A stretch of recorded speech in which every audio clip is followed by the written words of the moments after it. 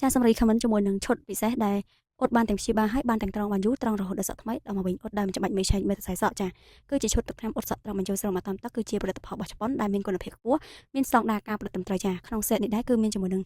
សាប៊ូកបោកាស្កាស្ប៉ា collagen ជាមួយនឹងស្រោមអត់ចាដោយសារឈុតអត់ត្រង់បញ្ចូលស្រោមតាមទឹកនេះគឺយើងអត់ភ្លាមគឺត្រូវទឹកបានភ្លាមតែម្ដងចាជាពិសេសគឺទូឯជាមួយនឹងសាប៊ូកក់ HB ចាគឺជាសាប៊ូដែលយើងចាំបាច់ត្រូវប្រើប្រាស់ក្នុងការអត់ចាដោយសារយើងត្រូវសម្អាតជាតិប្រេងគីមីឲ្យបានស្អាតល្អមុនពេលអត់ដើម្បីឲ្យយើងលាបទឹកថ្នាំអត់ត្រង់បញ្ចូលស្រោមតាមទឹកនេះគឺជ្រាបចូលបដូរសក់បានល្អចាហើយជាមួយនឹងការលើកទឹកថ្នាំវិញគឺយើងលាបឲ្យបានច្បើឲ្យជ្រាបចូលបដូរសក់បានល្អចាហើយជាមួយនឹងទឹកថ្នាំអត់ត្រង់បញ្ចូលស្រោមតាមទឹកគឺអត់មានក្លិនឈូអត់មានក្លិនស្អុយអត់កាហាយភ្នែកទេហើយក្លិនឈ្ងុយក្អូបតែម្ដងចាហើយជាមួយនឹងសេតថ្នាំស្ប៉ានេះដែរគឺបងអាចយកទៅប្រើប្រាស់ក្រោយពេលអត់រួចនិងប្រើប្រាស់ជើងគ្នាប្រចាំថ្ងៃបានដូចគ្នាហើយជាមួយនឹងការស្ប៉ាគឺយើងស្ប៉ាហើយយើងតបឲ្យចូលបដូរសក់បានល្អគឺគ្រាន់តែព្រមសក់ឲ្យស្ងួតនិងទទួលបានរសៃសក់ដែលទន់រលោះលងស្អាតហើយត្រង់បានយូរត្រង់រហូតដល់សក់ថ្មីដល់មកវិញតែម្ដងចាជាឈុតនេះដែរគឺអត់បានទាំងព្យាបាលហើយបានទាំងត្រង់បានយូរចាសក់រួញសក់ឆេះសក់ខូចសក់គ្មានទម្ងន់ highlight រួញ